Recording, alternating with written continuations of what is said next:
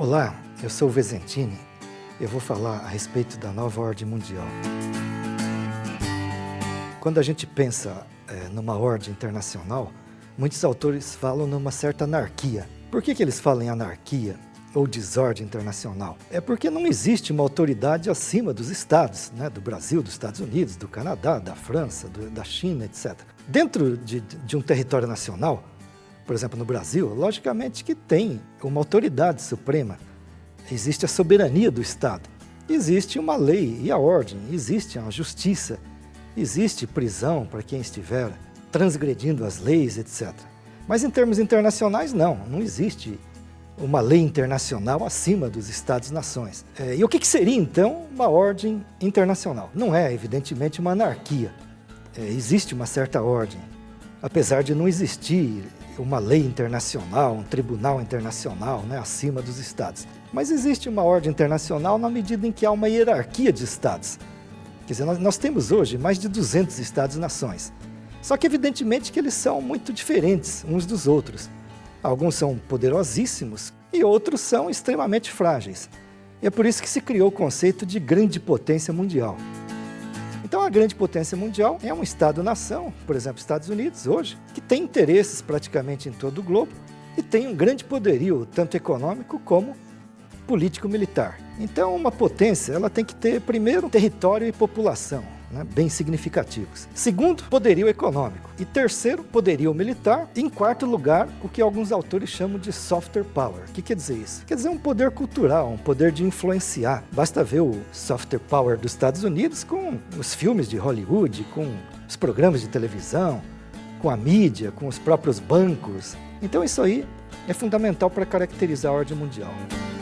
E o que é então a nova ordem mundial? Nós sabemos que até no final dos anos 80 existia a ordem bipolar, onde tinha duas grandes potências mundiais, que eram os Estados Unidos e a ex-União Soviética. O final da bipolaridade, com o fim da União Soviética em dezembro de 1991, trouxe a chamada nova ordem mundial. E essa nova ordem mundial, evidentemente, que é dinâmica, não é uma coisa estática. Mas apesar das coisas mudarem, evidentemente tem uma certa hierarquia, tem uma certa lógica, que inclusive está mudando rapidamente nos dias de hoje. Então a globalização ela faz parte dessa nova ordem mundial na medida em que, a partir do final do antigo mundo socialista, o antigo segundo mundo, e aqueles países que eram autossuficientes, os países de economia planificada, se abriram também para o mercado internacional, para o capitalismo. A globalização, de fato, avançou e se tornou muito mais importante a partir dos anos 90. E também nesta primeira década do século. Existe um declínio relativo, não absoluto, da superpotência hegemônica, os Estados Unidos, e uma ascensão gradativa de outras grandes potências mundiais, particularmente a China. Então, durante algum tempo, nos anos 90, se falou muito numa nova ordem monopolar, com uma única grande potência mundial. Hoje em dia, a tendência é falar numa nova multipolaridade. Existe ainda uma superpotência hegemônica, mas existe uma ascensão de novas grandes potências mundiais, uma divisão de poderes com outras potências. E, ao mesmo tempo, nessa nova ordem mundial, existe a emergência de novos atores. Porque nas ordens mundiais anteriores, principalmente até meados do século passado, existia quase que um único ator exclusivo no cenário internacional, que eram os Estados-nações. Hoje, existem outros atores que ganham espaço.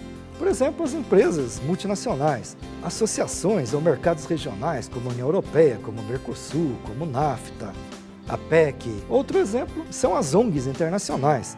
Então, as organizações não governamentais se internacionalizaram, uma parte delas, e algumas são poderosíssimas. Basta ver a Anistia Internacional, Greenpeace, a Cruz Vermelha, Médicos Sem Fronteira, e que, inclusive, muitas vezes tem até voz na ONU, participa de determinadas deliberações, reuniões, e são muito ouvidos. E, além disso, existe a mídia global. Quer dizer, nós sabemos que o papel da mídia é cada vez mais importante hoje. A mídia, ela, inclusive, norteia muitas vezes até mesmo as ações de um determinado governo, exatamente pela presença das grandes potências ou superpotências. Mas hoje em dia, o papel de uma grande potência já não é tão ativo, tão determinante, tão imperativo como ele era no passado. Não é mais possível, por exemplo, invadir um país e trocar o governo facilmente, como se fazia até os anos 60, até os anos 70. Basta ver que os Estados Unidos é obrigado a engolir um Irã, uma Coreia do Norte, até uma Venezuela, com Hugo Chávez. Não é mais possível uma ação unilateral assim, tão agressiva, de uma grande potência mundial, como ocorria no passado. O que significa isso? Significa que as grandes potências mundiais, e particularmente os Estados Unidos, nos dias de hoje, estão dividindo o poder com outras instâncias, com outros atores, né? Como se diz. Não apenas atores não estatais, mas também com outras potências, inclusive potências regionais. Daí, por exemplo, a importância maior hoje em dia, na nova ordem, das potências regionais, inclusive do próprio Brasil, né, que luta, né, que batalha para ser visto realmente como a potência regional na América do Sul, ou talvez até na América Latina, o que é um pouquinho mais difícil. E uma potência regional é um país significativo, poderoso, que tem uma influência numa determinada região do globo. Com essa nova complexidade, essa dinamicidade da nova ordem, aumenta o peso, o papel das potências regionais. Daí, por exemplo, se falar tanto em alguns grupos de países emergentes, que têm uma importância cada vez maior no cenário internacional. O BRIC é um termo que surgiu em 2001, quer dizer, há pouco tempo, no mercado financeiro, pelo Jim O'Neill, um economista-chefe da Goldman Sachs, para se referir a 4 países emergentes que em 2050 vão ter um poderio econômico muito grande. Como o próprio nome diz, BRIC, Brasil, Rússia, Índia e China. E posteriormente alguns autores incluíram a África do Sul, daí fica BRICS com S, né, devido a South África. Então seria o G4, BRIC e G5, BRICS.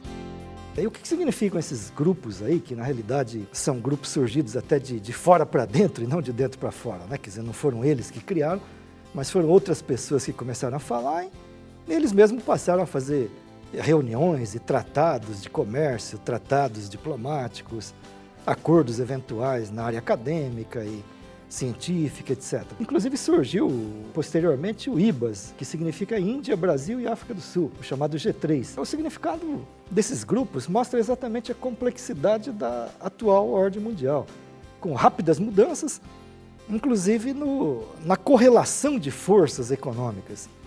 Então, se a gente pensar, por exemplo, no poderio só dos Estados Unidos. Os Estados Unidos sozinho, em 1950, ele representava metade do PIB mundial, da produção econômica mundial. Hoje em dia é 22%, e daqui a algum tempo vai ser 18%. E se a gente pensar no inverso, o que a China representava, não era nada, né? E hoje em dia já representa 10%, logo vai ser 15%, logo vai ultrapassar os Estados Unidos, lá por 2030, 2040 no máximo. Então a gente nota que existe uma mudança na correlação de forças em relação ao poderio econômico de cada Estado.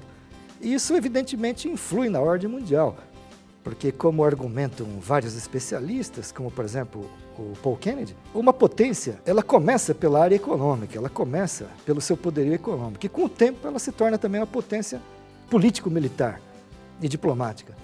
Então, esses grupos como BRIC, BRICS, IBAS, mostram exatamente a emergência de atores, né, potências regionais mais importantes, mas evidentemente que o próprio termo BRIC já vai se tornando meio problemático porque a China está deixando de ser um país emergente e está passando a ser a segunda potência econômica do globo e daqui a algum tempo, 20 anos, por exemplo, provavelmente a primeira economia do globo, talvez até antes. Então, nesse sentido, são grupos provisórios, né, não definitivos, não vão durar muito tempo e representam exatamente essas mudanças na correlação de forças e essa dinamicidade na ordem mundial, onde, ao invés de ter poucos atores, como tinha, por exemplo, durante a bipolaridade, principalmente Estados Unidos e União Soviética, hoje em dia tem múltiplos atores, tanto estatais como também não estatais. E também os atores estatais, os estados nacionais, se agrupam. E esses agrupamentos podem ser mais ou menos duradouros, né? Ou apenas conjunturais. A nova ordem mundial não é uma coisa estática, duradoura, totalmente definida. Pelo contrário, como toda a ordem mundial, principalmente agora, nessa época de globalização e de mudanças rápidas, né, tecnológicas, econômicas, a nova ordem mundial é uma realidade dinâmica, em movimento, e que caminha para uma multipolaridade complexa, uma multipolaridade onde não apenas os estados nacionais vão ter voz, mas também outros atores. E é essa a nova ordem mundial.